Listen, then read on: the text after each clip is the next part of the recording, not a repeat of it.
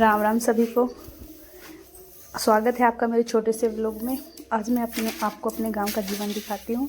सुबह सुबह हमने चाय बनाई, चाय पी, चाय वगैरह पी के फिर घर के काम के लग गए, जैसे झाड़ू निकाली, घर में छोटा मोटा काम किया। फिर हमारे खेत में गए। हम खेत में चने की लावनी थोड़ी सी बाकी थी, तो हमने चने की लावनी की, मैंने और मम्मी जी ने चने की लावनी करके फिर मम्मी जी ने बोला साथ साथ इकट्ठे कर लेते हैं, थोड़े से बचे हुए, बार बार कौन आएगा। ये बात तो बिल्कुल सही है भाई, बार बार कौन आएगा।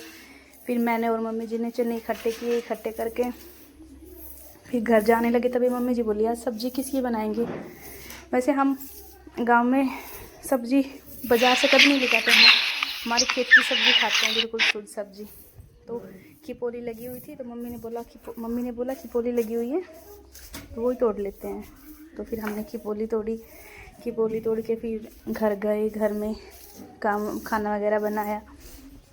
हमने खिपोली की सब्ज़ी सुबह नहीं बनाई, शाम को बनाई, क्योंकि हम तो सुबह कुछ और एडजस्टमेंट कर लिया था। फिर शाम को टाइम हो गया, फिर गाय भैंस के पास गए। गाय भैंस के पास जाके उनको सानी वगैरह डाली, रिजका जो जई और रिजका डालते हैं, तो फिर हमने डाला, उनको अपनी अपनी जगह पर बांधा,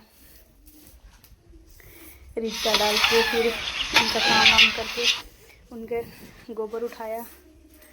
अब आंटी पड़ गई है क्या? वापस घर आने लग गई। घर आके देखा तो मम्मी जी खिपोली सब्जी की तैयारी कर रहे हैं। फिर भगवान घर आके देखा, इतना कचरा था, देख के बुखार चढ़ गया। फिर साफ़ सफाई की। अब अंधकार चल रहे हैं इस मौसम में, तो कचरा तो हो ही जाता है। फिर घर की साफ़ सफाई की, साफ़ सफाई करके फिर बाहर गई तो मम्मी जी हमारे घर में घास हो गई है, तो घास निकाल रही थी।